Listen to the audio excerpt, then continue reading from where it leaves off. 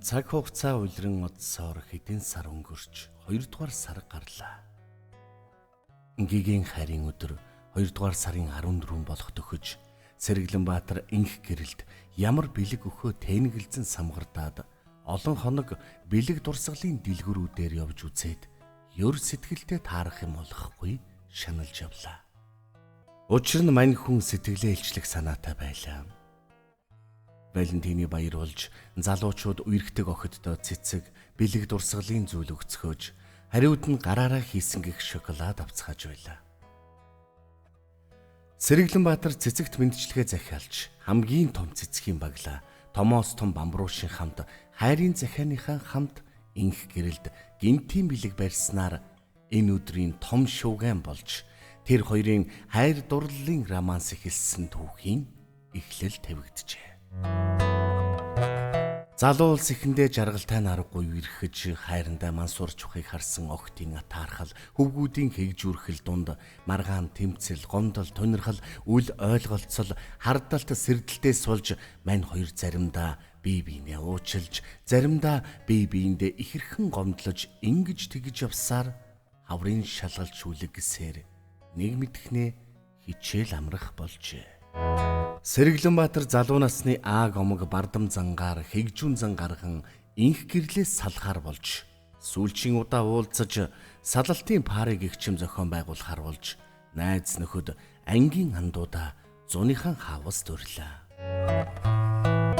Хичээл амраад зарим хүүхдүүд нутаг орон руугаа гэртээ харьцаасан ч хотын хүүхдүүд хэсэг бүлгэрээ тэр хоёрын салалтын парыг дуригдсанаар эмгэнэлт явдлын эхлэл тавигдаж Сэргэлэнбаатар харь улсад инхүү 20 жил цөлөгдөх шалтгаан тавигджээ. Зуны орой цусланд үнэхээр сайхан агаартай нов ногоон ойн захад байх Сэргэлэнбаатарын хаавус харагдана. Найз нөхдүүд нь ун цун ирсээр парэж эхэллээ. Инх гэрэл ялимгүй хоцрон очив. Ууж идэж бүжиглэж мансуурсан залуус юу эсийг хийхэв. Сэргэлэнбаатар нэгэнт салж угаагаа зарлан тунхаглаж эрх чөлөөтэй болсноо идлэн өргөдөж ирсэн баахан охидтой хөгжин дөргиж бүжиглж гарлаа. Сэргэлэнбаатар нилийн халамцуу инх гэрэлд хандан хагцлын хайрын дуу дуулж хамтдаа бүжиглэн аргагүй эрхэнд бие биенээ ойлгохгүйгээс хойш салж угаагаа харилцсан зөвшөөрсөн болохоор сүүлчийн удаа гээд харилцсан тохиролцсны үүднээс дээд давхрын ундлахын өрөөнд орон нууцхан хоёулахна хэрэмийн ажлыг жинхэнэ утгаар нь хийж таашаалыг эдлэн эсэг хормыг хамт өнгөрүүлжээ. Ингээд хамт доош бун үргэлжлүүлэн цэнгэн хөгжилцгөн үүр цайлгацгаав. Тэр хоёр аминчлан шивнэлтэн. Сэкү уг нь би чамайг миний ирээдүйн хань гэж итгэж хайр сэтгэлээ харамгүй зориулсан юмсан. Одоо ийм яриад яхав те. Тэр тэтэргөө өнгөрсөн өвлөөс хойш хэдий сайхан байсан ч бас зөндөөл асуудал гарсан штэ. Тийм л дээ. Гэхдээ би гомдолтой байна. Чи миний анхны эр хүн байсан. Одоо ч худлаа битгий ингэж угааж. Хүй, худлаа гинөө. Валентины дараа миний төрсөн өдрөөр чи манад ирж хонохдоо охин бие минь авсан биз дээ. Чи өөрөө хүртэл мэдээд надад хичнээн хайртайгаа илэрхийлж хурмаач хийн гэж ярьж байсан биз дээ.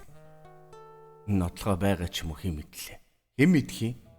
Новш минь чиний тэр нотлохоог чинь ичихгүй бол танах руу эцэг ихт чинь илгээмжээр явуулах юм уу?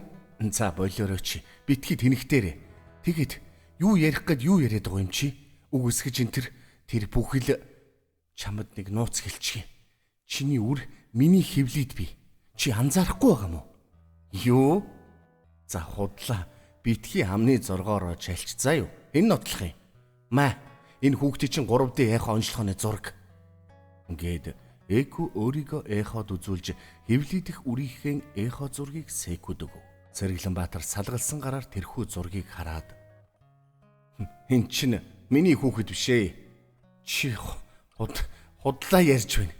Чи надтай үерхснээс хойш хэсэгт салд сарних үедээ зөндөөл залуутаа маяглаа үсттэй. Арайчтэй. Чи л олон охидтой заваарсан байх. Өөр шигэ бодох юм да. Чи л хараасаа болж намайг их зовоодог байсан биз дээ. Одоо ийм юм яриад яадаг юм? Наад хүүхдээ авахул би хүлээн зөвшөөрөхгүй гэд Сэргэлэнбаатар цоождоо шургуулганаасаа боодлон гаргаж ирээд түнлүү шидлээ. Өсөхгүй гомдгийн ирэхээр гомдож арайчд би чамайг ийм хуншгүй чанаргүй залуу гэж бодсонгүй. Чиний халтар заваа хідэн төгрөг бүхнийг шийтгэв. Уг нь би чамтай эвлэрэх гэж энэ пари шиг юмд ирчин ирсэн. Би тусалж арх уухгүй байсны шалтгаан чиний үр миний хөвлөд байгаа болохоор тэр. Чамайг овоо ир хүн шиг хариуцлага үүрч, хайр сэтгэлээ хамгаалж, хамтдаа сайн сайхан амьдралыг босгоно гэж бодон сүүлчийн удаа итгэл найдвар өвөртлөн ирсэн юм. Цаац. Чи ингэж байгаа бол би бүр явлаа. Үрд баяртай. Ингээд инх гэрэл гарч гүн одлоо. Сэргэлэнбаатар толгойтой үсээ цулгааж муухай орилсоор үлдлээ. Энэ явдлаас хойш Сэргэлэнбаатарын гэрлөө инх гэрлийн ах инх бат хэд хэдэн удаа очиж Сэндэн Янжингой хоёртой уулзаж эв зүгээ олох гэсэн ч ёр болж өгсөнгүй. Сэргэлэнбаатарын аав хүүгээ ганц удаа зад загнаад гадаадад ажиллах хүч гэрээгээр гарах тухайн үеийн үйл ажиллагаа явагдаж байх үед танил талаа ашиглан хүүгээ Солонгос руу явуулжээ. Тэр цагаас хойш Сэргэлэнбаатар Монгол руугаа юр буцаагүй бөгөөд Солонгосын газар нутгийг бараг хэрж дуусгаад 20 жилийн нүрийг үзэж байгаа нь энэ. Харин инх гэрэл энэ хугацаанд дахин ир хүнд итгэх итгэлээ бүрмөсөн алдаж эвлийд их хүрээ тээсээр төрүүлсэн бөгөөд хүнтэй суулгүй сургуулаа амжилттай дүүргэн ажлын талбарт ахиц дэвшил гаргасаар том захирлын албан тушаалт хүрч ганц хүүгээ хүнээс дутахгүй сайхан өсгөж 90 цент хүргэжээ. Ганц хүн эцгээ яг өвчсөн мэт ав адилхан төрхтэй сайхан залуу болсон байлаа. Тэрээр хүүг нь Сэргэлэнбаатарын хүн хайр гэдэг бөгөөд өдгөө яг 20 настай. Монгол Улсын их сургуулийн хуулийн дамжааны оюутан. Мөн энэ хугацаанд инх гэрлийн зүрх муутай ээж нас барж жилийн зайтай аав нь ч бурхан болсноор ах дүү хоёр хувийн амьдралаа хөөж бусдын жишгээр хаяа жилдээ ганц удаа цагаан сараар л зулгцоодог болсон байлаа.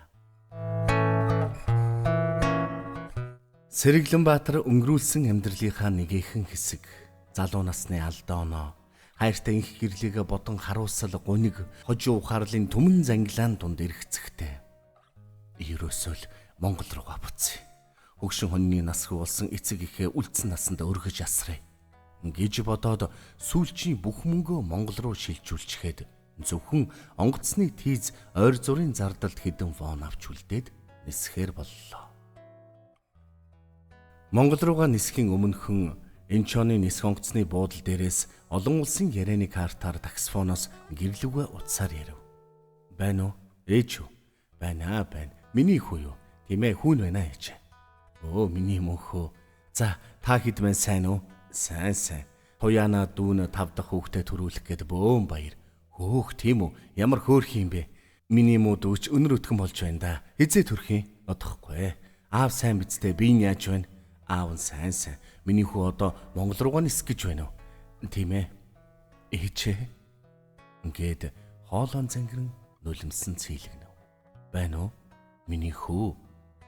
Зүгээр үү? Байна ээжээ. Хүн зүгээр.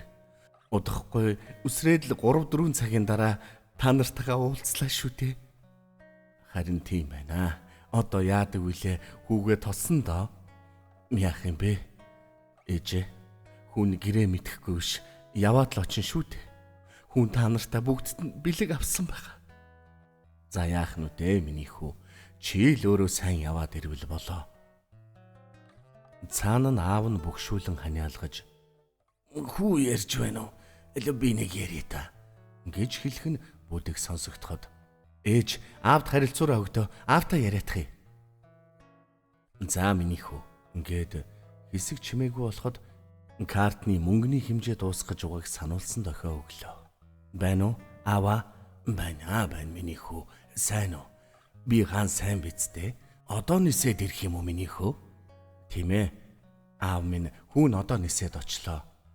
Ингээд сүүлчийн сануулга дуусах дохио хангинахад Ээж нь хажуунаас нь миний хүү нэрээ чи аав гэдгээ мэдэх хэрэгтэй. Юу гэнэ ээж? Тийм ээ. Миний хүү чиний хүү байдгийн байна лээ. Хүн хайр ингэж тасалдсаар бүдэг бадаг сонсогдохчон аятахад утас дин дийдгээд тасарлаа. Сэргэлэнбаатар бүр алмарч орхив. Юу гинэ? Хүү би гинэ үү? Надад уу? Хэн гिचх вэ?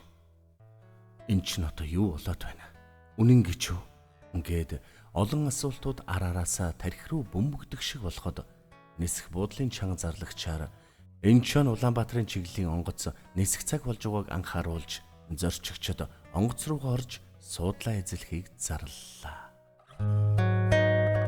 Жаргаж буунаар бүүдгэр улсын цаанаас тодоос тод гэрэлтэх шиг онгоцны цонхоор ширтэн бодол дарагдан шаналж бас гимшин ухаарах Сэргэлэнбаатарын хоёр нүднээс өөрийн ирэхгүй нулимс насгарч би хүүтэй хүн. Тийм ээ, би эцэг хүн хэмээн аманда үглэн суув. Үүлэн дундуур онгоц нам гүмхэн нэгэн жигэд дүнгэнэн. Яарч догдолсон түүний сэтгэл дэндүү бачимдан бачуурхажээ. Ядаж байхад 2 цаг гар нисэдл буучхдаг газар яарсан догдсон үед явж өгдгүү цаг яг тулахаар Солонгост 20 жил амьдрснаас илүү удаан мэт санагдаж Сэргэлэнбаатар байж ядан байлаа. Арга ядаад онгоцны үйлчлэгч дуудан чихвч захиалан ноутбукээр тайвшруулах стресс тайлах хөнгөн айзууд сонсож угаад нам унтаж орхижээ. Зүүдэлж байгаа бололтой юм аа.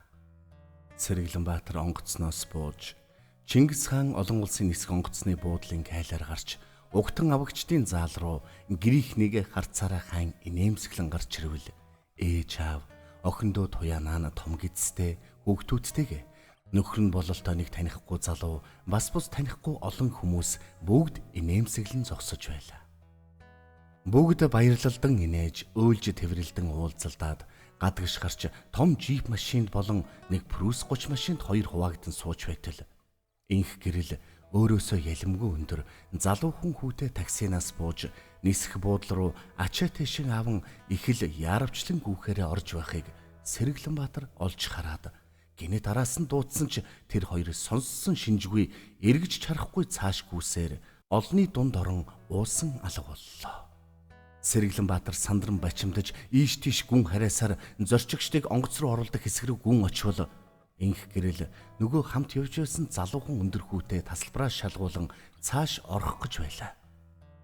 Сэргэлэнбаатар яаж ч хичээгээд хамт яваа хүүгийн царайг харах гэж чадахгүй байсан ч байдаг чадлаараа инх гэрлийг дуудвал тэр хоёр түүнлөө яг анзаарч харах гэж байтал аха сэрээрээ Чингис хаан олон улсын нисэх онгоцны буудалд газартчихлаа та буух бэлтгэлээ хангано хэмээн үйлчлэгч бүсгүй ээлдгээр хэлэн зүүднээс нь сэрээж орхилоо. Сэргэлэнбаатар орчноо алмайран гайхасхийн харж онгоцны цонхоор хальт харвал нэрэл Монголдо газардсан бололтой. Харанхуй байсан тул баахан гэрэл чийдэн л харагдаж байлаа. Сэргэлэнбаатар 20-од жилийн дараа ингэж нэг халуун илгэн нутагтаа хүл тавих гэж байгаадаа итгэж ядан суудлаасаа өндийн гар цүнхээ тээшнээс аван гадуур хүрмээ эгэлдрэглээд сарвчтай малгайгаа өмсөөд онгоцноос буулаа.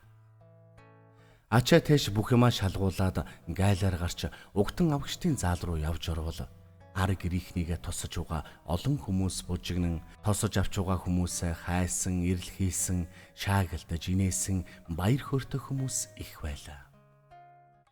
Сэргэлэн гэр бүлийнхнийгээ хайсаар гарч иртэл яагаад ч олон хүмүүс дотроос олсонгүй.